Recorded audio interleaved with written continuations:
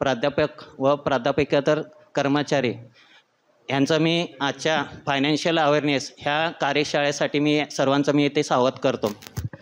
आपल्याला माहितीच आहे की आर्थिक साक्षरता हे आजची गरज बनलेली आहे आणि ह्यासाठी आज आपण इथे एक कार्यशाळा आपण इथे आयोजित केलेली आहे आणि ह्या कार्यशाळेसाठी डॉक्टर राजशेखर येळीकर सर आपल्या इथे उपस्थित आहेत. त्यांचं मी मनपूर्वक इथे स्वागत करतो. तर आजच्या कार्यक्रमासाठी उपस्थित असलेले राजशेखर येळीकर सर यांचा सत्कार करण्यासाठी मी महाविद्यालयाचे प्राचार्य डॉक्टर ऋतुराज बुवा सर यांना विनंती करतो.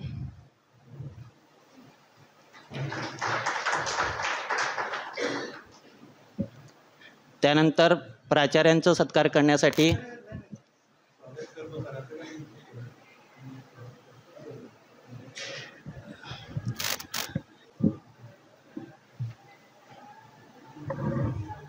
आज आपल्या कॉलेजमध्ये उपस्थित असलेले प्रमुख वक्ते आपण म्हणूया फायनान्शियल लिटरसीबद्दल जे बोलणार आहेत आणि थेट सेबीसारखी संस्था, आता मी सगळं डिटेल सांगत नाही कारण तोच त्यांच्या व्याख्यानाचा विषय आहे. मला वाटतं केवळ ते व्याख्यान नसून मुख्यतः येळीकर सरांचा आपल्या बऱ्याच जणांचा परिचय आहे, पण नव्या पिढीला जे नव्याने रुजू झालेत त्यांच्या दृष्टीने हे महत्त्वाचं आहे की सगळ्यात महत्त्वाची बाब येळीकर सर हे आपल्याच कॉलेजचे माजी विद्यार्थी आहेत. खूप वर्षांपासूनचा कॉलेजचा असलेला ऋणानुबंध आजही त्यांनी कायम ठेवलेला आहे. कॉलेज डेव्हलपमेंट कमिटी असेल, परवा जी आमची मीटिंग झाली गव्हर्निंग बॉडीची, त्या सगळ्या कॉलेजच्या समितीवरती ते मार्गदर्शन आम्हाला वेळोवेळी करतातच. मला वाटतं त्यांची कारकीर्द खरं खूप मोठी आहे. मला वाटतं कॉलेजचं नातं मुद्दाम मी उल्लेख केला आणि ते नातं आजही त्यांनी तितक्याच उत्स्फूर्तपणे टिकवलेलं आहे. कॉलेजचे माजी विद्यार्थी असलेले आणि आज त्यांनी आपल्याला ती संधी दिली. सेबीसारखी संस्था आणि फायनान्शियल लिटरसी जी प्रत्येकाला आवश्यक आहे त्या बाबतीत इतक्या महत्त्वाच्या विषयाच्या बाबतीत ते आपल्याला व्याख्यान देणार आहेत. आपल्या काही शंका अडचणी असतील, प्रश्न असतील, मला वाटतं नंतर सेशनमध्ये ते होतीलच. फक्त आपल्याला काळजीपूर्वक जे अर्थ पक्का असेल तर मला वाटतं अर्थभान देण्याचं काम येळीकर सर करतायत. मी संस्थेतर्फे मनापासून त्यांचं स्वागत करतो. आपल्याच कुटुंबातला एक ज्येष्ठ सदस्य आपल्याला मार्गदर्शन करायला आला आहे. फक्त मी विनंती त्यांना अशी करतो की आपल्याला त्यांना कल्पना दिली आहे की याच कॉलेजमध्ये पुन्हा 2-3 कार्यक्रमासाठी काही गेस्ट आलेले आहेत, तर मी त्यांची परवानगी घेतो आणि पुढील सूत्र खिलारे सरांच्या हातात सुपूर्द करतो. धन्यवाद सर.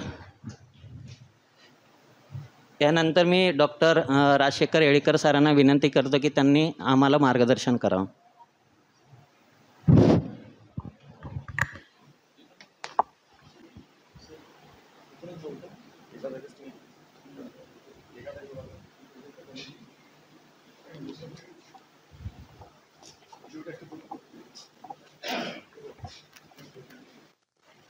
झालो आणि तुम्हाला सांगायला हरकत नाही की आता आमच्या बॅचचं आम्ही 27-28 डिसेंबरला गेट टुगेदर ठेवलेलं आहे आणि त्यासाठी अमेरिकेतनं सुद्धा माझे क्लासमेट आता येणार आहेत काय ते.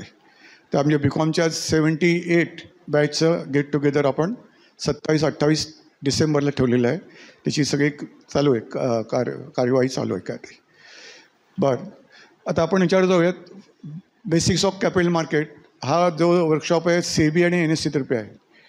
त्याचं कारण काय आहे की फायनान्शियल लिटरसी म्हणजे आर्थिक साक्षरता भारतामध्ये फक्त 27% असं RBIचं म्हणणं आहे.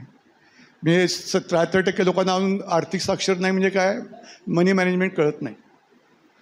याचं उदाहरण काय आहे, पेपरमध्ये बातम्या वाचतो आपण, कुठली ती कंपनी आली, पैसे गोळा केले, गायब झाली.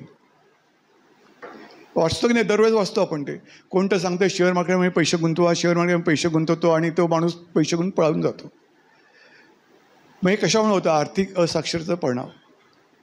तर त्यामुळं आपण याच्यामध्ये आर्थिक साक्षरतेमध्ये बघण्यामध्ये आपण एक 2-3 गोष्टी पहिल्यांदा बघूयात. नंतर डायरेक्टली आपण हा टॉपिक आजचा आर्थिक साक्षरता बेसिक नाही आहे, पुढचा ॲडव्हान्स लेवल 2चा घेतला मी, कारण लेवल 1 पूर्वी आपण घेतलेलं आहे. त्यामुळे लेवल 2 आपण आज जाणार आहोत. सिम्पल आहे, तुम्ही सेव्हिंग अकाउंटला पैसे ठेवत असाल तर सेव्हिंग अकाउंटला किती व्याज मिळतं तुम्हाला? 3% 3.5%. हां, आणि आपलं इन्फ्लेशन किती आहे सध्या? इन्फ्लेशन महागाई 5.5 ते आता फ्लक्च्युएशन असतं. ते आपण धरूयात ॲव्हरेज 5.5. महागाई 5.5% आहे वर्षाची आणि तुमचा इंटरेस्ट रेट 3.5%. तर सेव्हिंग्ज अकाउंटला तुम्ही जास्त पैसे ठेवत असाल तर तुम्ही लॉसमध्ये आहे. सेव्हिंग्ज अकाउंटला पैसे ठेवायला हरकत नाही, पण जेवढे आवश्यक आहेत तेवढेच ठेवायला पाहिजेत. जास्त पैसे तुम्ही जिथं तुम्हाला इन्फ्लेशन रेटपेक्षा जास्त मिळणार तिथं जायला पाहिजे. मग तुम्ही म्हणाल की बँक एफ डी आपल्या भारतामध्ये सगळ्यात बँक एफ डी सगळ्यात पॉप्युलर ही आहे. मग बँक एफ डीमध्ये किती मिळतं आपल्याला एका वर्षाला? 6.5%. 6.5%, 60% राहत चला होते. 6.5 ते 60%. ओके, कुठे गेला तो आपला तो हे फोटो घेतला फोटो ते मध्ये असं तो गलांचा असं मत करू फोटो निकालतो की मग ते असं ते घेऊ नको असं ते मध्ये होतं फोटो घे परत. तर 6.5% तुम्हाला एफ डी मिळत असेल, महागाई 5.5%, तर तुम्हाला नेट वर्षाला किती मिळाला रिटर्न? वर्षाला रिटर्न किती मिळाला? 2%. मग तुम्ही 2% तर वर्षाला तुम्हाला रिटर्न मिळत असेल तर तुम्ही काय आयुष्यामध्ये कमवणार आहात हा सगळ्यात महत्त्वाचा प्रश्न आहे. तर त्यासाठी आता अनेक ऑप्शन अवेलेबल आहेत आणि त्यामध्ये म्युच्युअल फंडसुद्धा आहे, शेअर्स आहेत. आपण कॅपिटल मार्केटमध्ये बनणार आहोत आज. आणि याची गरज काय आहे? आज भारताची इकॉनॉमी ही सगळ्यात वेगाने वाढणारी इकॉनॉमी आहे जगामध्ये. आज आपण 4थ्या क्रमांकाचे देश झालो आहेत, 5व्यावरनं आपण 4थ्यावर आलो आहेत आणि थोड्या दिवसामध्ये 3ऱ्यावरचा जाऊ आपण काय ते. मग आपली इकॉनॉमी एवढी चांगली वाढते, एवढा स्पीड चांगला आहे, त्याचे बेनिफिट कोण घेतं? सगळे बेनिफिट परदेशी लोक घेतात, फॉरेन इन्स्टिट्यूशन इन्व्हेस्टर्स ते लोक घेतात. आणि आपण फक्त बँक एफ डीमध्ये टाकतो, सोन्यामध्ये टाकतो, याच्यामध्येच टाकतो आपण काय ते. नाहीतर मग कोणतरी आपल्याला टोपी घालतं मस्तपैकी एक आमचे ह्या याच्यामध्ये गुंतवा पैसे, इथं गुंतवा म्हणून आपण कुठं गुंतवतो पैसे आणि तो पैसे गायब होतात काय ते. तर त्यापेक्षा आपल्याला पर्याय चांगला आहे. आज आपण कॅपिटल मार्केटवरती बोलणार आहोत. कोण आहे इथं कोण बसणार आहे की नाही? पुढचं घ्या तुम्ही, पुढची स्लाईड घ्या, पुढचं घ्या चला पुढचं. हां, सगळ्यात शेवटी आपण एक क्विज असणार आहे. मी जे बोलतो आहे त्यावर तुम्ही लक्षपूर्वक ऐकलात तर ती क्विज तुम्हाला येईल, समजेल तुम्हाला. तर त्याचं तुम्हाला मी 250 रुपयाचं बक्षीस, आपण जो टॉपला असेल, ज्याचा स्कोर टॉप असेल त्याला 250 रुपयाचं बक्षीस मिळेल. पण त्या स्कोरमध्ये असं आहे, समजा तुम्हाला 100पैकी 80 मिळाले, दुसऱ्याला पण 80 मिळाले, बक्षीस डिवाइड होणार नाही. ज्यांनी पहिल्यांदा 80 मार्क दाखवले त्याला आपण बक्षीस देणार आहोत. क्लिअर?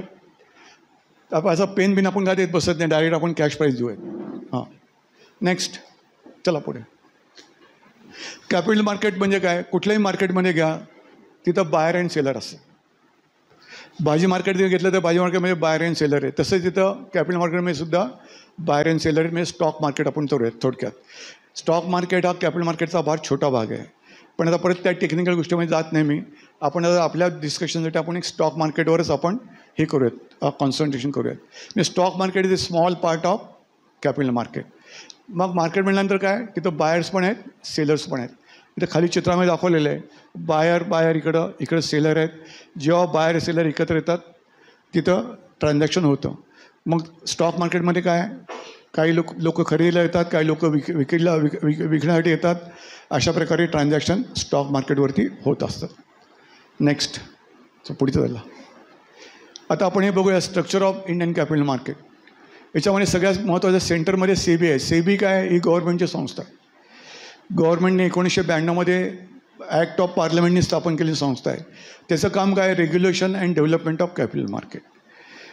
तर आता आजचा जो वर्कशॉप आहे तो सुद्धा काय एज्युकेशनच्या दृष्टीने सेबीने स्पॉन्सर केलेला आहे का ते फायनान्शियल लिटरसी लोकांच्यामध्ये हे व्हावी म्हणून हा वर्कशॉप आहे. तसंच तर आपण इथं बघूयात की कुठले कुठले घटक या कॅपिटल मार्केटमध्ये आहेत.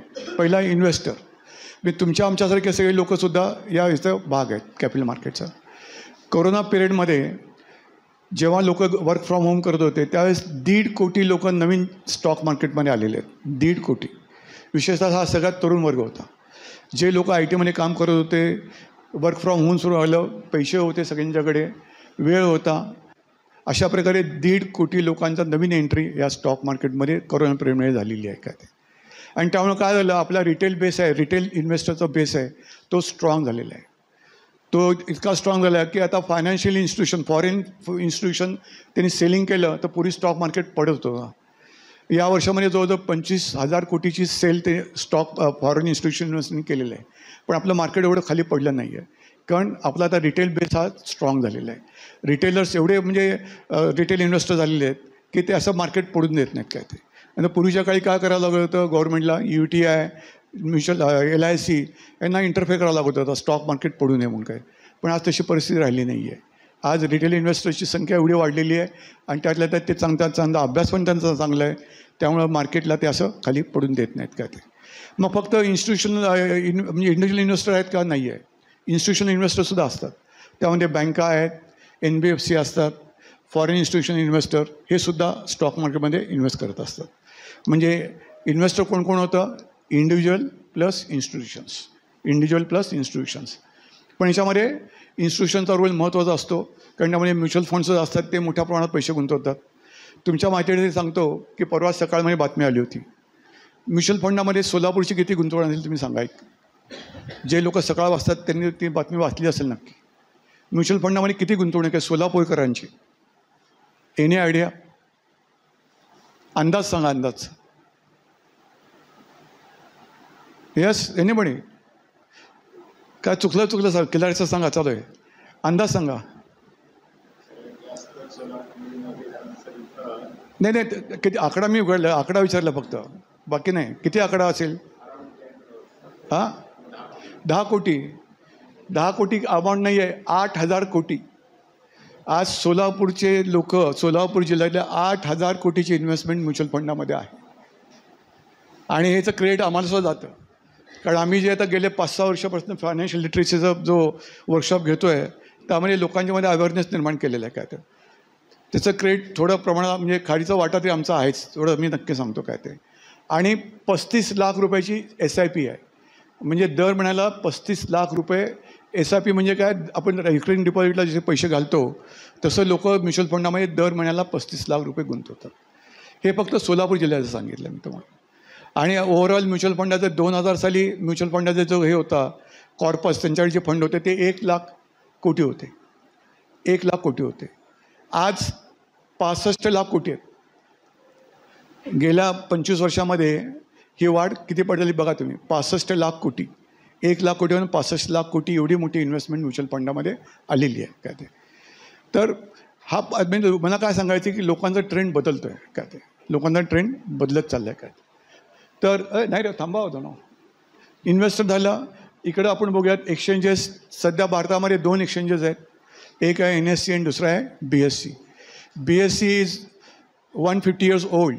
1875ला स्थापन झाली. यावर्षी त्यांचा 150 वर्ष पूर्ण झालेले आहेत BSEला. आणि दुसरं स्टॉक एक्सचेंज जे यंग स्टॉक एक्सचेंज आहे ते नॅशनल स्टॉक एक्सचेंज 1984ला सुरू झालं.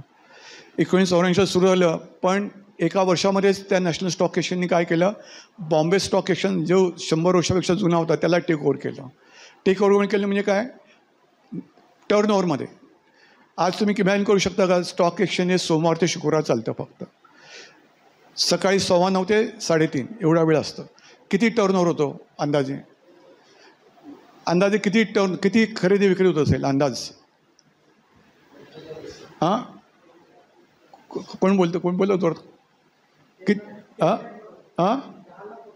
10 लाख कोट?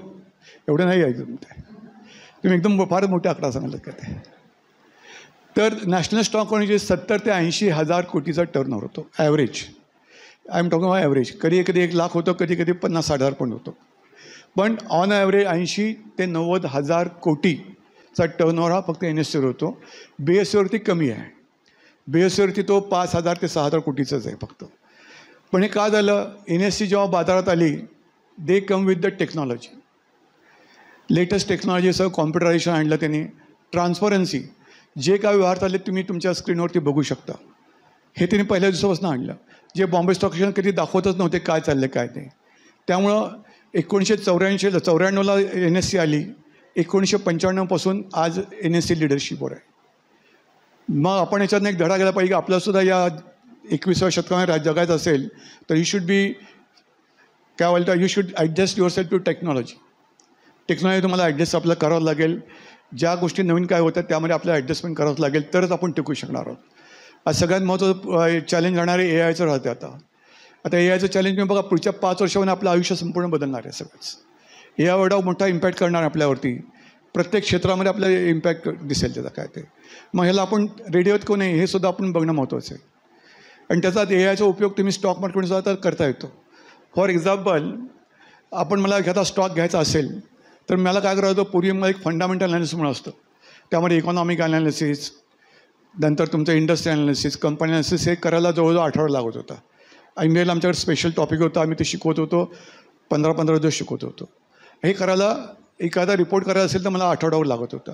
पण आज ए आयच्या मतीने फक्त मी तो प्रोग्राम टाकला, 2 मिनटं 1 मिनटामध्ये मला तो सगळं तो करून देतो. तो प्रोग्राम मला सगळं करून देतो आणि तो सांगतो की या कंपनीने पैसे गुंतवायचे की नाही, त्याचं तो मत देतो.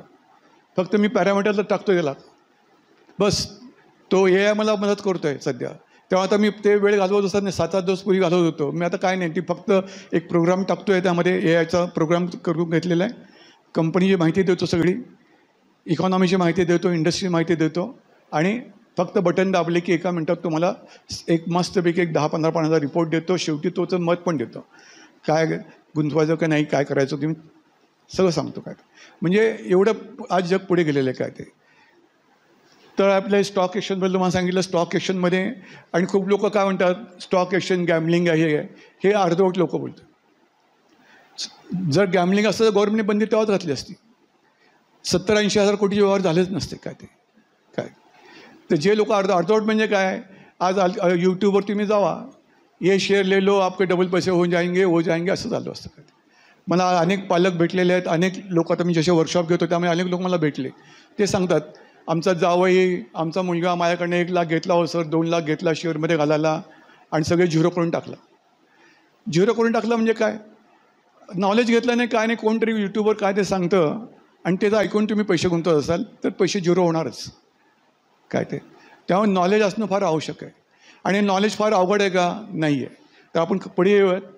कंपनीज, शेवटी आपण पैसे कुठे गुंतवतो, कंपनीमध्ये गुंतवतो. तर बॉम्बे स्टॉक एक्सचेंजने किती कंपन्या असतील, किती कंपनीचे व्यवहार होत असतील तिथं बॉम्बे स्टॉक एक्सचेंजवरती, अंदाज 5,000. कोण म्हणलं 5,000, कोण म्हणलं इकडं, हां तुम्ही म्हणला, बरोबर आहे. 5,000+ कंपन्या BSEवर आहेत आणि नॅशनल स्टॉक एक्सचेंज यंग असल्यामुळे तिथं 2,000+ कंपन्या आहेत.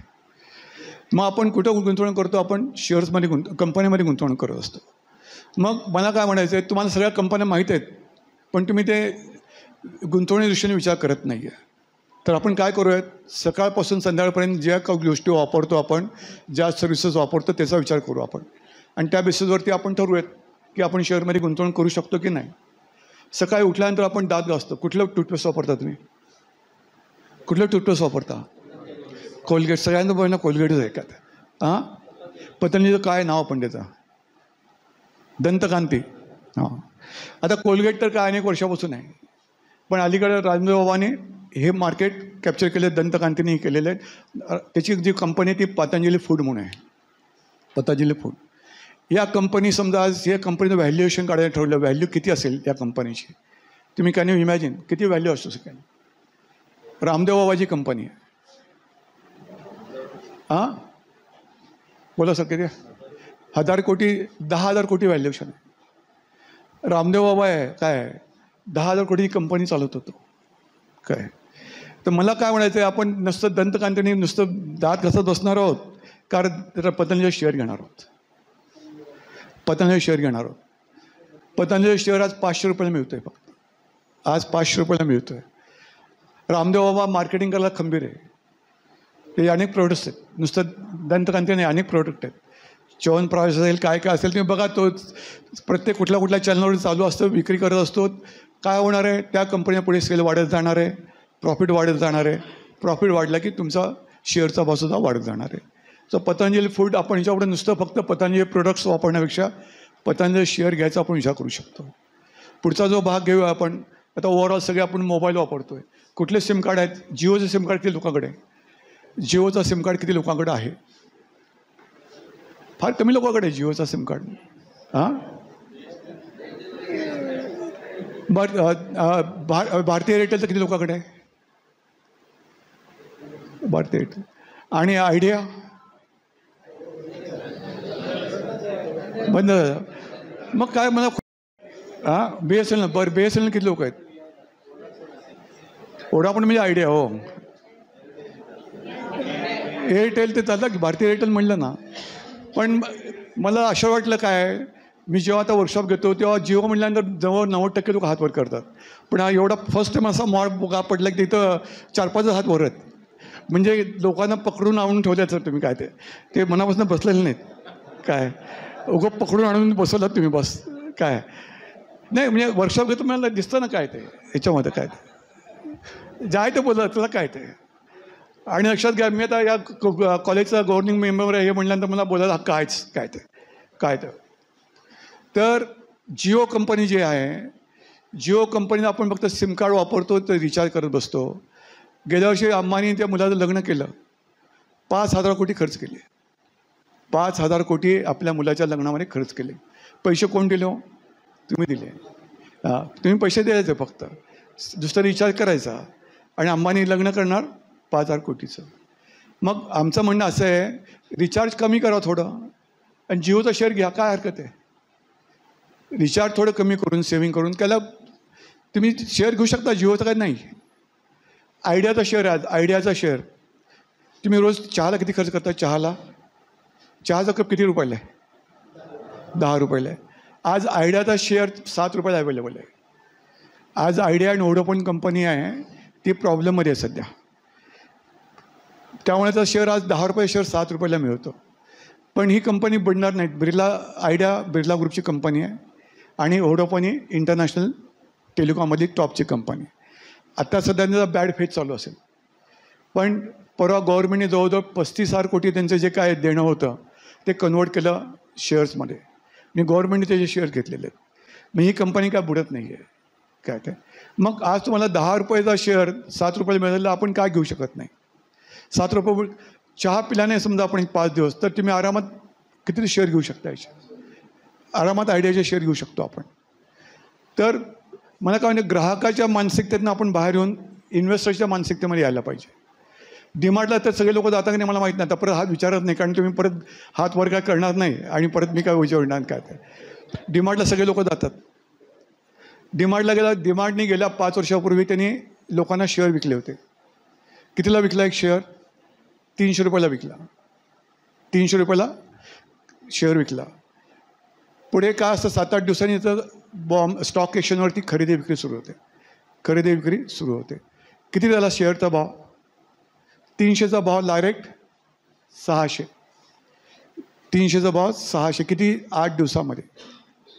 तुम्ही बँकेमध्ये पैसे डामडुपट्याने ठेवले, किती वेळ लागतो तुम्ही सांगा मला.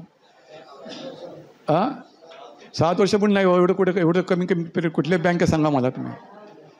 8-8.5 वर्ष पुढे आहे सध्या. मी तुमची बँकेत पैसे व्हायला 8.5 वर्ष लागतात. आणि इथं तुम्ही स्टॉक एक्सचेंजवरती जर तुम्ही चांगली कंपनी निवडली तर तुमचे 8 दिवसांनी सुद्धा पैसे डबल होऊ शकतात. हिचं नुसतं एक नाही, डीमार्ट अशा अनेक कंपन्या आहेत. IRCTC तुम्ही बुकिंग करता, रेल्वेचं बुकिंग ऑनलाईन करताय, त्या कंपनीने सुद्धा असेच 299 रुपये शेअर दिले होते. त्याचा भाव 8 दिवसांनी डबल झाला. काय ते तर अशा अनेक IPO होता. परवाच LG इलेक्ट्रॉनिक्सचा IPO परवा संपला. तर त्यांनी जवळजवळ 1,000 रुपयाला एक शेअर दिला होता. त्यांनी काढला होता इश्यू 10,000 कोटीचा इश्यू काढला होता. 10,000 कोटीचा इश्यू होता.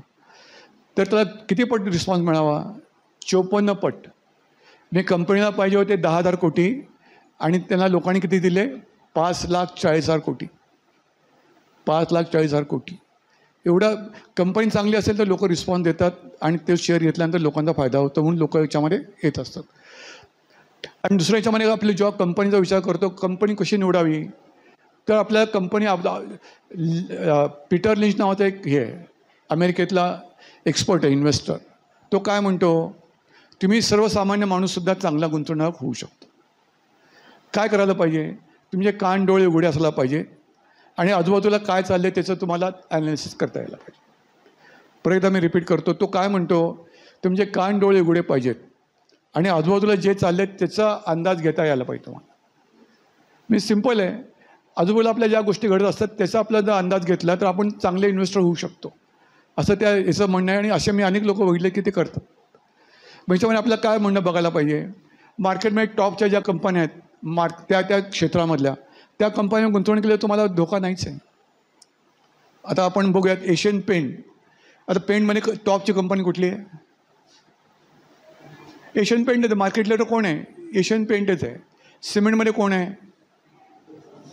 सिमेंटमध्ये अल्ट्राटेक. म्हणजे आपल्याला माहिती आहे सगळं, पण आपण काय करतो आहे त्याचा उपयोग करून घेत नाही. माहिती आपल्याकडं आहे पण त्याचा उपयोगच करून घेत नाही आपण. मग अशा कंपन्यांवर गुंतवणुकीला तुमचा पैसे बुडणार आहेत का? बिलकुल बुडत नाही.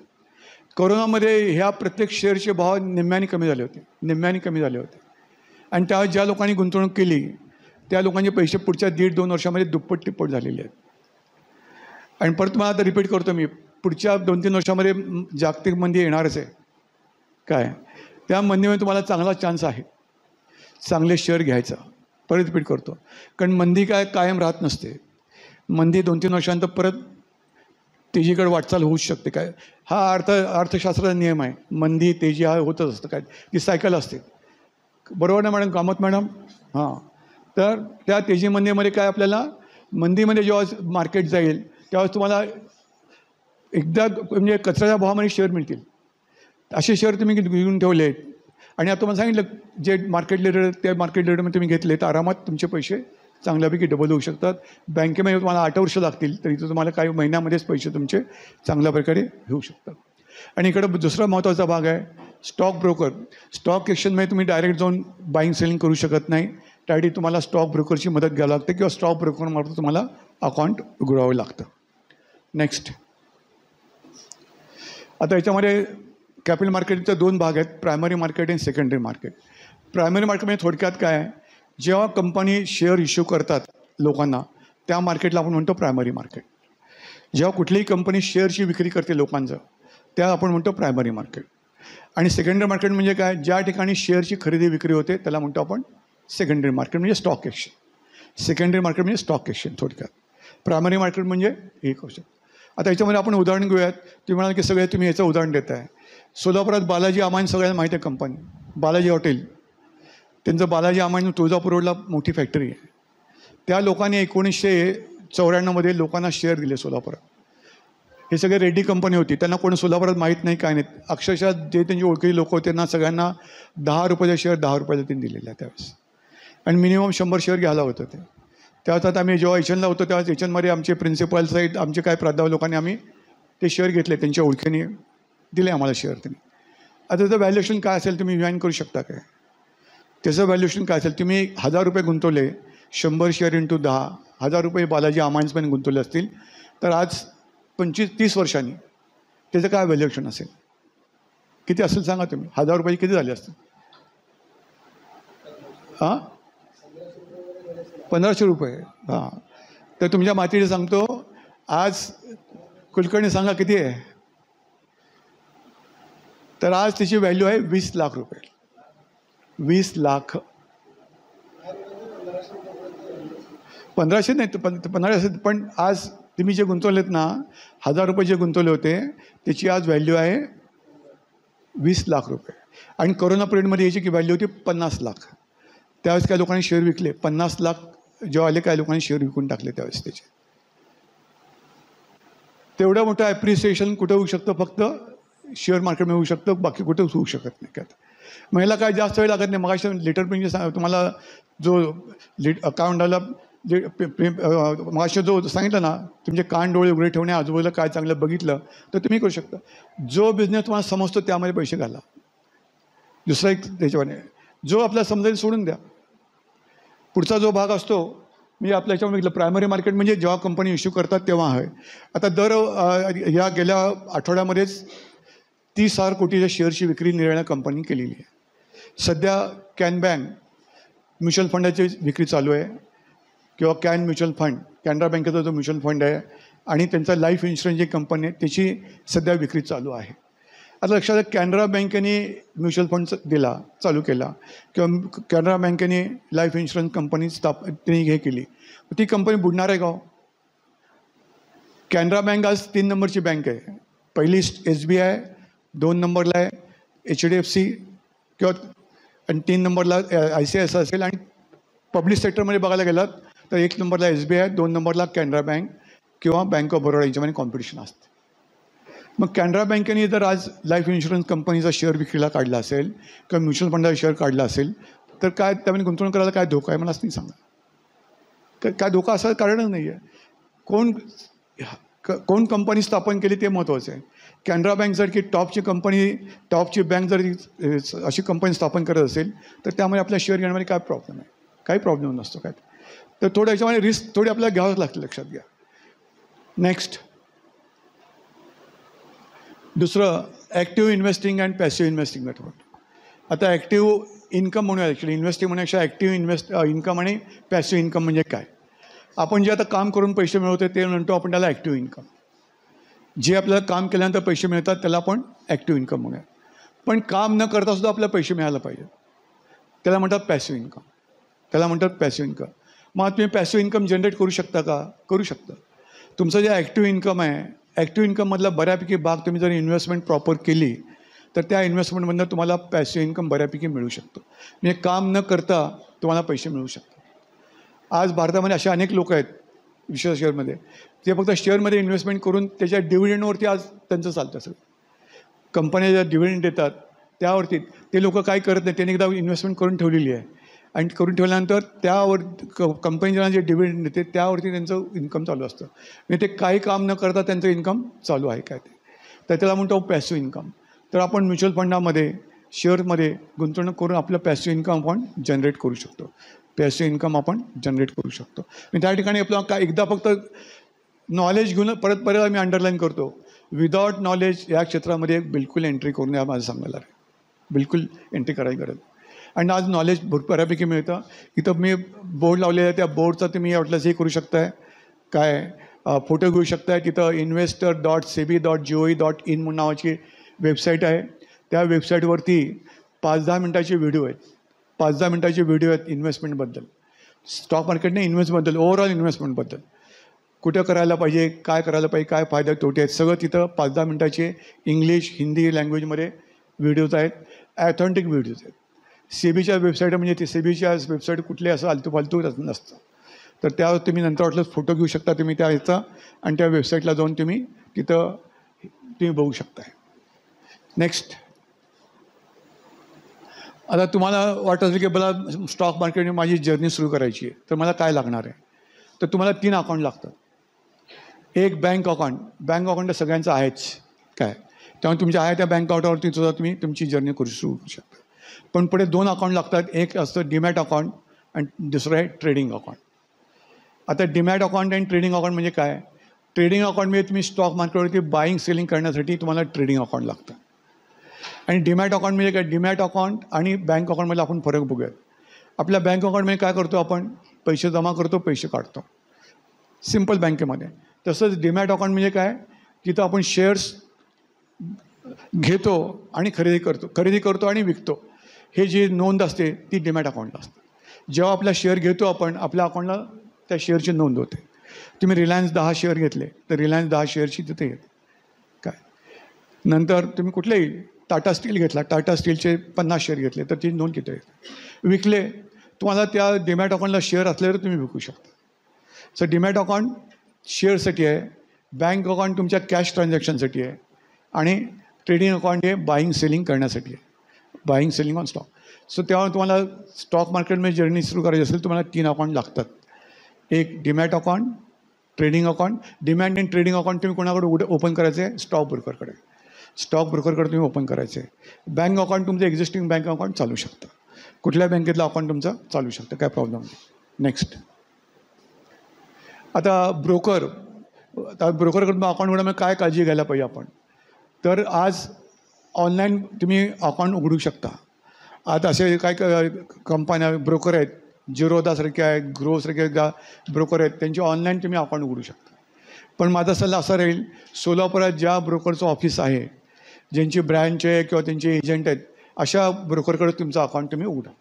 म्हणजे उद्या काय कमी जास्त झालं तर तुम्ही काय करू शकताय, तुम्ही ते जाऊन हे करू शकता. ऑनलाईन उघडलं प्रॉब्लेम का होणार, तो कुठला तरी ब्रोकर असणार बेंगलोरमध्ये कुठेतरी दिल्लीला असणार, तिथं जाऊन आपल्याला हे करणं आवड होतं. त्यामुळे तुमचा अकाउंट उघडा असेल डीमॅट किंवा ट्रेडिंगचा, तर सोलापुरात ज्या ब्रोकरचं ऑफिस आहेत, सोलापुरात अनेक ब्रोकर आहेत, त्यांचे ऑफिसेस आहेत, तिथं जाऊन तुम्ही अकाउंट उघडू शकता. दुसरं, अकाउंट उघडताना जे लोक सध्या ऑलरेडी शेअर इन्व्हेस्टमध्ये इन्व्हेस्ट करतात त्या लोकांचा अनुभव काय त्या ब्रोकरच्या बाबतीत तो सुद्धा माहीत करून घेणं आवश्यक आहे. कारण काय ब्रोकर काही लोक पहिल्यांदा बोलताना खूप चांगलं बोलतात, पण नंतर काय सर्व्हिसचा तो प्रॉब्लेम असतो. त्यामुळे ज्या लोकांची इथं अकाउंट आहेत त्या लोकांचा अनुभव काय, ब्रोकर सर्व्हिस कशी देतो, काय देतो, हे सगळं बघणं आवश्यक आहे. पुढचं आहे त्याचे चार्जेस किती आहेत. तो एका बाईंग मी समजा 10 रिलायन्सचे शेअर घेतले, तो किती कमिशन घेतो हे आपल्याला माहीत करून घेणं आवश्यकच आहे. मी एखादा ब्रोकर 0.5% घेतो, एखादा ब्रोकर 1% घेतो, कोण 0.5% घेतो, हे किती टक्के घेतात हे आपल्याला माहीत करणं आवश्यक आहे. म्हणजे तुम्ही एक चार्ट करायचं आहे. 2-3 सोलापुरात 3 ब्रोकर तुम्ही निवडले तर 3 ब्रोकरचे तुम्ही त्याचे ब्रोकरेजचे रेट किती आहेत, त्याचा लोकांचा अनुभव कसा आहे. नंतर सगळ्यात महत्त्वाचं, हे सगळे ब्रोकर सेबीकडं आणि स्टॉक एक्सचेंजकडे रजिस्टर असायला पाहिजेत, त्याचं सर्टिफिकेट त्यांच्या ऑफिसमध्ये असायला पाहिजे. अशा लोकांकडेच तुम्ही ते अकाउंट उघडणं आवश्यक आहे. तर या सगळ्या गोष्टी आपल्याला बघायच्या असतात. आणि सगळ्यात महत्त्वाचं म्हणजे ऑनलाईन तुम्ही त्या ब्रोकरला ऑनलाईन आणि ऑफलाईन दोन्ही फॅसिलिटी आहेत की नाही. ऑफलाईन म्हणजे काय, तुम्ही ब्रोकरला जाऊन सांगणे, फोन करून त्याच्यामार्फत खरेदी विक्री करू शकता. आणि ऑनलाईन म्हणजे काय, तुम्ही तुमच्या मोबाईलवरून सुद्धा खरेदी विक्री करू शकता. मग तुमच्या ब्रोकरकडे तसा ॲप आहे का की ज्याच्याद्वारे तुम्ही ऑनलाईन खरेदी विक्री करू शकता, ते बघणंसुद्धा आवश्यक आहे, लक्षात घ्या. आणि आता बहुतेक 99% लोकांच्याकडे ब्रोकरचे सगळे ऑनलाईन ॲप आहेत, वेबसाईट आहेत, तर तो प्रॉब्लेम येत नाही आहे. पण तरी ते चौकशी करणं आवश्यक आहे. आणि तुमच्या मोबाईलवरनं सुद्धा तुम्ही बाईंग सेलिंग करू शकता. त्याला ऑफिसमध्ये जायला पाहिजे असं काही गरज नाही आहे. नेक्स्ट, ते चाललं आपण बोलायच्या बाबतीत. पुढचं घ्या. आता तुम्हाला प्रूफ ऑफ आयडेंटिटी म्हणजे जेव्हा तुम्ही अकाउंट उघडताय तेव्हा सगळ्यात म्हणजे पॅन कार्ड आणि आधार कार्ड हे 2 बेसिक डॉक्युमेंट आहेत. पॅन कार्ड आणि आधार कार्ड जर असेल तर तुम्ही आरामात अकाउंट उघडू शकताय काय ते. आणि दुसरं आहे, जेव्हा तुम्ही अकाउंट उघडताय तेव्हा ब्रोकर काय करतो, मोठा एक बंच असतो, त्या बंचवर तुमच्या सगळ्या सह्या घेतो प्रत्येक पानावर. तर सह्या करताना आपण का काळजी घ्यायची आहे, त्यामध्ये काय असतं, एक पॉवर ऑफ अटर्नी म्हणून एक डॉक्युमेंट असतं. पॉवर ऑफ अटर्नी म्हणजे काय, ब्रोकर तुमच्याकडनं एक पॉवर घेतो की तुमच्या अप्रोक्ष तो खरेदी विक्री करेल, अशी इनडायरेक्टली तो तुमच्याकडनं पॉवर ऑफ अटर्नी साईन करून घेत असतो. तेव्हा आपण जेव्हा कुठले डॉक्युमेंट साईन करतो आहे, कशासाठी करतो हे माहीत करून घेणं आवश्यक आहे. पॉवर ऑफ अटर्नी द्यायची नाही द्यायची ते तुमचा भाग आहे, पण ही तुमची जबाबदारी आहे की पॉवर ऑफ अटर्नी द्यायची की नाही. देणार असेल तर त्या ब्रोकरचं काय तुमचं बोलणं होते बघा तुम्ही काय ते. पण आपण जिथं कुठं सह्या करतो, कारण ब्रोकर काय करतो, असं बंच असतो सगळं, त्यावरती सह्या करायला होतं सगळं तुम्हाला. तुम्ही एकदा सह्या केले की याचा अर्थ तुम्हाला ते सगळं मान्य असं होतं. तेव्हा आपण सह्या करताना ती काळजी घ्यायची आहे, काय कुठं सह्या करतो आहे, काय कुठलं डॉक्युमेंट आहे, काय आहे ते बघणं आवश्यक आहे. परत तुमचा एक फोटो लागतो या ठिकाणी, फोटो आणि आय डी प्रूफ म्हणजे पॅन कार्ड, आधार कार्ड हे असलं तरी चालू शकतं ॲड्रेस प्रूफ. नेक्स्ट पुढचं चला, पुढचं काय. सगळ्यात महत्त्वाचं, जेव्हा तुम्ही स्टॉक मार्केटमध्ये खरेदी विक्री करता त्यावेळेस एक कॉन्ट्रॅक्ट नोट म्हणून एक महत्त्वाचं डॉक्युमेंट क्रिएट होतं. कॉन्ट्रॅक्ट नोट म्हणजे काय, तुम्ही जो व्यवहार केला आहे त्याचे डिटेल्स या कॉन्ट्रॅक्ट नोटमध्ये असतात. आणि कॉन्ट्रॅक्ट नोट ब्रोकरला कंपल्सरी त्या दिवशी संध्याकाळपर्यंत तुमच्या ईमेलला पाठवणं बंधनकारक आहे. म्हणजे तुम्ही समजा रिलायन्सचे 10 शेअर घेतले आणि आता 12 वाजता घेतले तुम्ही, तर या कॉन्ट्रॅक्ट नोटमध्ये सगळं डिटेलमध्ये येतं. तुमचं नाव, किती वाजता घेतले तुम्ही शेअर, तारीख, वेळ, कंपनीचं नाव, शेअरचं नाव, काय भावाला घेतले, हे सगळं डिटेल तिथं असतात. आणि हे डॉक्युमेंट जपून ठेवणं फार महत्त्वाचं आहे. त्यामुळं at the end of the day तुम्हाला हे डॉक्युमेंट येतातच. म्हणजे कॉन्ट्रॅक्ट नोट ही तुमच्या ईमेलला ॲटोमॅटिक येते. जेव्हा तुम्हाला कॉन्ट्रॅक्ट नोट ॲटोमॅटिकली तुमच्याकडे येते तेव्हाच तुम्ही त्याचं फोल्डर करून ठेवायचं आहे. या कॉन्ट्रॅक्ट नोटचा एक वेगळा फोल्डर आम्ही कॉम्प्युटर करू शकता तुम्ही, त्यामध्ये सगळे कॉन्ट्रॅक्ट नोट तुम्ही सेव्ह करायचे. काय होतं म्हणजे पुढे काय, जसं आता अलीकडं तर काय तसं गडबड होत नाही आहे, पण हे लिगल प्रूफ आहे. तुम्ही जे खरेदी विक्री केलेली आहे त्याचं प्रूफ हे कॉन्ट्रॅक्ट नोट आहे. तेव्हा कॉन्ट्रॅक्ट नोट एक महत्त्वाचं डॉक्युमेंट आहे, ज्याची तुमच्याकडं नोंद असणं किंवा त्याची वेगळा फोल्डर करून ते नोट करणं आवश्यक आहे. नेक्स्ट, पुढचा भाग आहे, ॲडव्हान्स भाग आहे. चला पुढे जा. चला पुढे चला. नंतर फेमस सेईंग्ज अबाउट फेमस इन्व्हेस्टर्स. जे लोक शेअरमध्ये गुंतवतात त्यांचं म्हणणं काय? पहिलं, look at quality business and not just stock. म्हणजे काय, जो बिझनेस पुढचे काही वर्ष राहू शकतो अशा बिझनेसमध्ये आपण इन्व्हेस्ट करायला पाहिजे. तर तुम्ही सांगा, आता पुढच्या एक 20-25 वर्षामध्ये कुठल्या प्रकारची इंडस्ट्री बऱ्यापैकी टिकून शकेल? पुढच्या 20-25 वर्षामध्ये कुठल्या प्रकारची कंपनीज, कुठल्या प्रकारची इंडस्ट्री म्हणून, आपण कंपनी म्हणत नाही, कंपनी इंडस्ट्रीमध्ये येतेच, तर कुठल्या प्रकारच्या इंडस्ट्रीला पुढे भवितव्य असेल? हां, पहिल्यांदा एक आपण घेऊयात इलेक्ट्रिकल व्हेकल. इलेक्ट्रिकल व्हेकलचं सध्या पर्सेंटेज वाढतं आहे, सध्या फार कमी आहे, पण पुढे भविष्यात वाढत राहणार आहे. म्हणजे पुढचे 20-25-30 वर्ष इलेक्ट्रिक व्हेकलला मार्केट असणार आहे. त्यामधल्या कंपन्या आपण शोधायच्या आहेत. मग पुढचा सौर ऊर्जा, म्हणजे त्याला आपण म्हणतो रिन्युएबल एनर्जी. रिन्युएबल एनर्जी याच्यामध्ये सोलर येतं, विंड पॉवर येतं, हे सगळ्या गोष्टी इथं येतात. मग यामधल्या ज्या कंपन्या आहेत त्यामध्ये आपण गुंतवणूक करू शकतो, कारण ह्याला परत मरण नाही आहे. याच्या पुढे सोलरचं आपण जे आत्ताच फार कमी आहे, सुरुवात झालेली आहे आता कुठे आपल्याकडं. परवा मी काय ऐकलं, सोलापुरात फक्त 10,000 लोकांनी काय बसवले सोलर.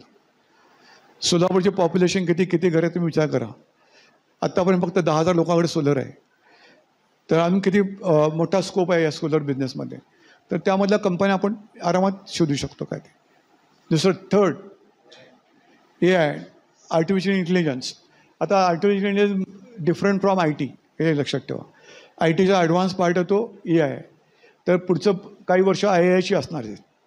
त्यामुळे IT सगळ्या कंपन्या AI मध्ये आहेत का? नाही. तर तुम्हाला आयडेंटिफाय करावं लागतील कुठल्या IT कंपनी AI मध्ये काम करतं, आणि अशा AI मध्ये काम करणाऱ्या कंपन्यामध्ये आपण गुंतवणूक करू शकतो. 3 सेक्टर झाले आपले. अजून सेमीकंडक्टर. आता सेमीकंडक्टर म्हणजे आपल्याला काय म्हणता येईल, परवा आपल्याकडे आत्तापर्यंत त्या ज्या चिप्स होत्या त्या तयार होत नव्हत्या.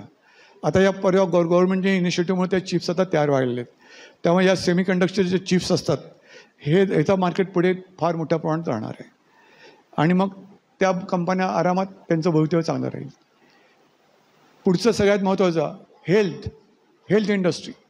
करोना येऊन गेला. करोनामध्ये आपण बघितलं फार्मास्युटिकल कंपन्या, हॉस्पिटल्स यांनी भरपूर पैसे कमवले. सोलापुरात जे हॉस्पिटल दिवाळखोरीला निघाल्यावर होते त्या लोकांचं सगळं कर्ज फिटून ते सरप्लस मिळाले कोरोनामध्ये. आणि भविष्यात सुद्धा असं होणार आहे. भविष्यात सुद्धा अशा अनेक काहीतरी महामारी येतील, आणि त्यावेळेस हेल्थ काय कंपन्या आहेत हेल्थ सेक्टरमधल्या, म्हणजे हॉस्पिटल्स आणि फार्मा कंपन्या, यांचं भवितव्य चांगलं राहणार आहे. तेव्हा आपल्याला बघायला पाहिजे त्या फार्मा कंपनीमध्ये सुद्धा कुठल्या कंपन्या आहेत ज्या टॉपला आहेत सध्या. म्हणजे फॉर एक्झाम्पल आज कॅन्सरचं प्रमाण वाढतं आहे, मग कॅन्सरचे ड्रग्ज कोण तयार करतं, किंवा तो डायबेटीस आणि BPचं प्रमाण वाढतं आहे, तर त्यामध्ये कोण मार्केट लीडर आहे, हे थोडं माहिती करून घेतलं तर आपण अशा हेल्थ इन्शुरन्स कंपनीसुद्धा आपण पैसे गुंतवू शकतो. आणि सगळ्यात शेवटचं जे सेक्टर आहे ते डिफेन्स सेक्टर आहे.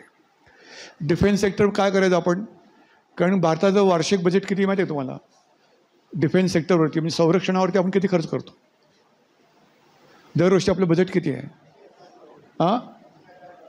6 लाख कोटी. 6 लाख कोटी माझ्यामध्ये. 6 लाख कोटीचं बजेट आपण फक्त संरक्षणाला देतो, पण दुर्दैवाने आत्तापर्यंत त्यामधल्या 80-90% रक्कम फक्त आपण इम्पोर्ट करण्यामध्ये घालवतो. पण या गव्हर्नमेंटने आता काय पॉलिसी सुरू केली की आपल्या भारतामध्येच तयार करायचं, आणि त्यामुळे आता फॉरेन कंपन्या भारतातल्या कंपन्या कोलॅबोरेशन करून त्या गोष्टी आता सुरू झाल्या आहेत. त्यामध्ये आपण बघितला HAL, हिंदुस्तान एरोनॉटिक्स, विमान तयार करणारी कंपनी आहे. त्या कंपनीच्या पुढच्या 5 वर्षाच्या ऑर्डर्स त्यांच्याकडे आहेत, आणि भविष्यामध्ये ते आता परदेशातील ज्या कंपन्या आहेत त्यांच्याचं कोलॅबोरेशन करून त्यांच्या भारतामध्ये फार मोठ्या प्रमाणात एक्सपान्शनचा प्लॅन आहे. म्हणजे HAL होऊ शकतं. नेक्स्ट आहे भारत इलेक्ट्रॉनिक्स, BEL. परवा आपल्या ऑपरेशन सिंदूरमध्ये पाकिस्तानने हल्ला केला. हजारो ड्रोन त्यांनी सोडले आपल्या भारतामध्ये, पण सगळे ड्रोन हवेत त्यांनी आपल्या भारताने नष्ट करून टाकले. कशामुळे झालं ते? भारत इलेक्ट्रॉनिक्स जी कंपनी आहे त्यांनी असे इक्विपमेंट तयार केलेले आहेत की हवेत असे काय हे असतील, ड्रोन असतील, हल्ले असतील, तर ते हवेत त्याला संपवून टाकायचं, अशी टेक्नॉलॉजी त्यांनी डेव्हलप केलेली आहे. त्यामुळे भविष्यामध्ये अशा BEL सारखी कंपनी असेल, BHEL, बेल कंपनी, सगळ्या गव्हर्नमेंट कंपन्या आहेत. एकेकाळी या कंपन्या सिक होत्या, आजारी होत्या, पण आज चांगल्या प्रकारे काम करतात आणि याला चांगलं बुस्टिंग मिळतं आहे. त्याचबरोबर भारत फोर्ज, तुम्ही ऐकलं असेल, भारत फोर्ज कंपनी पुण्यातली कंपनी आहे. हां, तर त्या कंपनीला आता याचं कॉन्ट्रॅक्ट मिळालं आहे, रणगाडे तयार करणे, तोफा तयार करायचं काम मिळालेलं आहे. मग आता भारत फोर्जचा पुढचा धंदा चांगला राहणारच आहे. लक्षात 6 लाख कोटी कशाला म्हणतात बजेट काय ते, तर असं बजेट हळूहळू या कंपन्या मिळत राहणार आहे आणि संरक्षणावरती आपल्याला खर्च करावाच लागणार आहे. मग या कंपन्या फ्लरिश होणारच आहेत. तर तुम्हाला मी सगळे सेक्टर सांगितले, त्यामधल्या कंपन्या तुम्ही आरामात निवडू शकताय. परत एकदा मी रिपीट करतो, सेक्टर एक आहे इलेक्ट्रिकल व्हेकल्स, दुसरं रिन्युएबल एनर्जी, थर्ड आपल्याकडलं AI, फोर्थ फार्मा आणि हेल्थ म्हणलं, आणि फिफ्थ आहे डिफेन्स. यामधल्या एक दोन कंपन्या जरी निवडल्या तुम्ही तर आरामात तुमची चांगली गुंतवणूक होऊ शकते. Are you willing to own a stock for 10 years? If no then don't own it even for 10 minutes. या स्टॉकमध्ये तुम्हाला पैसे मिळतात तर तुम्ही 10 वर्ष थांबायची तयारी पाहिजे. तुम्हाला आज मी पैसे घालतो आणि आज उद्या असं उपयोगाचं नाही. तुम्हाला खरे पैसे तुमचे ॲप्रिशिएट व्हायचे तर मिनिमम 10 वर्ष, आणि तुमची तयारी नसेल तर स्टॉक मार्केटमध्ये यूज नका, असं मी पण म्हणतो आणि जे लोक याच्यामध्ये इन्व्हेस्ट करतात ते पण म्हणतात. कारण का असतं, याच्यामध्ये सायकल असते. जसं मला तुम्हाला सांगितलं, business cycle ups and downs इकॉनॉमीमध्ये होत असतात. ती सायकल कंप्लीट व्हायला 10 वर्ष लागतातच. तेव्हा तुम्हाला त्या 10 वर्षाचा बेनिफिट घ्यायचा असेल तर 10 वर्ष तुमची गुंतवणूक ठेवावी लागते, तरच तुम्हाला त्यामध्ये बेनिफिट होऊ शकतो. पुढचा भाग आहे thousands of stock, look for very high bargain and all that. आज सांगितलं 5,000 कंपन्या BSEवरती आहेत, 2,000 कंपन्या NSEवरती आहेत. मग सगळ्या कंपन्या घ्यायची काही गरज नाही आहे. तसं बघायला गेलं तर आपण एक 10 ते 15 कंपन्यांमध्ये गुंतवणूक केली ती सफिशियंट आहे. सगळ्या एवढ्या कंपन्यांमध्ये गुंतवणूक करायची, सगळा अभ्यास करायची काय गरज नाही आहे. 10-15 कंपन्या निवडून त्यामध्ये गुंतवणूक करून शांतपणे झोपलं तर चालू शकतं, पण कंपन्या चांगल्या निवडणं आवश्यक आहे. पुढचा जो भाग आहे, always stay away from hot stocks. त्या तुमच्या यूट्यूबवरती, व्हॉट्सअपवरती काय मेसेज असले, ही कंपनी घ्या, ती कंपनी घ्या, पैसे डबल, असल्या गोष्टीवर तुम्ही इथून गुंतवणूक करणार असलं तर सॉरी, बिलकुल करू नका. काय ते, कारण यायला काय अर्थ नसतो, काही नाही आहे. तर तुम्ही स्वतःचा थोडा अभ्यास पाहिजे. आणि तुम्हाला मी आता बऱ्यापैकी एक हे दिलेलं आहे, ओव्हरव्ह्यू दिलं आहे की कशा कंपनी निवडू शकता, काय करू शकता. आणि तुम्हाला फार मोठ्या कंपन्या निवडायच्या नाहीत, तुम्हाला 10-15 कंपन्या निवडायच्या आहेत, तर आरामात तुम्ही त्या 10-15 कंपन्या आरामात निवडू शकता. Next, get rid of beats and water flower, not other around. ठीक आहे, तर नेक्स्ट. आणि सगळ्यात म्हणजे काय, याच्याबद्दल काय लोकांचे म्हणणं आहे, स्टॉक मार्केट इज गॅमलिंग. जे लोक अर्धवट नॉलेज आहेत ते लोक असं म्हणणार गॅमलिंग असतं, गव्हर्नमेंट तेव्हाच बंदी घातली असती. पुढचं काय म्हणतात ते, what goes up must come down and vice versa. Stock मार्केटमध्ये अप्स अँड डाऊन्स हे नॅचरल आहे. स्टॉक मार्केटचा हा स्वभाव आहे खालीवर होणं. काय ते तुम्ही समजून घ्यायला पाहिजे. मार्केट नेहमी असं वर जाऊ शकत नाही, पण लाँग टर्ममध्ये मार्केट वर जाणार. लाँग टर्ममध्ये म्हणजे 5-10 वर्षांनी बघितलं तर मार्केटमध्ये स्टॉक मार्केट वरच जाईल, पण शॉर्ट टर्ममध्ये मार्केट खाली अप डाऊन करत राहतं. तर हे तुम्ही समजून घ्यायला पाहिजे, हे होत राहणार आहे. त्यामुळं मार्केट खाली गेलं तर काही लोक एकदम टेन्शन घेतात, तर टेन्शन घ्यायची गरजच नाही आहे. जर चांगल्या कंपनी गुंतवलं असेल तर तुम्ही आरामात थांबायला पाहिजे. Next, by what is the news. ठीक आहे, पुढचं झालं. ज्या लोकांना अजून काय डिटेल माहिती, सेबीचा एक ॲप आहे, सारथी ॲप म्हणून आहे. तो सारथी ॲप तुम्ही डाउनलोड करू शकता, एकदम सेंटरला दिला आहे. त्यावर तुम्हाला काय माहिती पाहिजे ती माहितीसुद्धा हेल्पलाईनने तुम्हाला मिळू शकते. फ्री ऑफ कॉस्ट असते, इथे काय पैसे लागत नाही काय ते. तर सारथी ॲप तुम्ही हा डाउनलोड करू शकता. नेक्स्ट, की प्लेज आहे. प्लेजमध्ये काय आहे ते सांगितलेलं आहे. मी जर गुंतवणूक करणार असेल तर सगळी माहिती घेऊन गुंतवणूक करेन, नॉलेज घेऊन गुंतवणूक करेल, कोणी काय सांगितलं म्हणून गुंतवणूक करणार नाही आहे. अशा प्रकारची ती प्लेज आहे. त्यामुळे परत मी ते प्लेज वाचत बसत नाही, तुम्हाला थोडक्यात सारांश सांगितलं. नेक्स्ट, झालं सारथी ॲप झाला. चला आपण डायरेक्ट आपण क्विजला जाऊया. तो फोटो घ्या तुम्ही ताई. अजून एकदा, तुमच्याकडे गुगल मॅप आहे का? गुगल ते काय गुगल टॅगचे फोटो आहेत का तुमच्याकडे? जिओ टॅग कोणाकडे फोटो कॅमेरा? हां,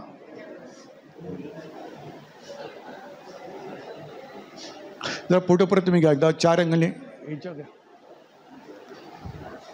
कारण सेबी मी घेतलं म्हणून विश्वास ठेवत नाही. ती म्हणते फोटो पाठवा तुम्ही, कुठल्या तारखेला किती वाजता घेतलात, काय घेतलात, सगळं आहे. मॅडम हे करा, इथे नेट नाही का आपलं? हे बघा असं करा मॅडम, या साईडने घ्यायचं. मी माझा बॅक साईड यायला पाहिजे, त्या साईडने मी बॅक साईडने यायला पाहिजे. मी असं बोलतो ना इकडं. हां हां यस हां हां हां तुम्ही लिहतो मॅडम. एक येतो का 2 मिनिट. यस. तर आता पुढचं घ्या ना तुम्ही, पुढचं घ्या. आता हा QR कोड आलेला आहे. QR कोड तुम्ही स्कॅन करायचं आहे. स्कॅन केल्यानंतर तिथं क्विज येईल. तर ट्रेनरचं नाही मॅडम, ते असं नाही, असं सगळे घ्यावं लागतं. ते घ्यायला ते घेतात, ते त्यांना माहिती आहे त्यांना. बसा मॅडम. तर हा QR कोड स्कॅन करायचं आहे. आजची तारीख, नंतर माझं नाव doctor RR Yelikar, YELIKR, trainer म्हणून विचारतो तो. तर ट्रेनरचं नाव मी घालू शकताय. आत्तापर्यंत मी जे काय बोललो त्यावरती 10-12 प्रश्न आहेत. प्रश्न तुम्ही उत्तरं द्यायची आहेत. ऑप्शन आहेत तिथं. ती क्विज मराठी, आपलं इंग्लिश आहे, मराठी आहे, हिंदी आहे. ऑप्शन तुम्ही निवडू शकताय.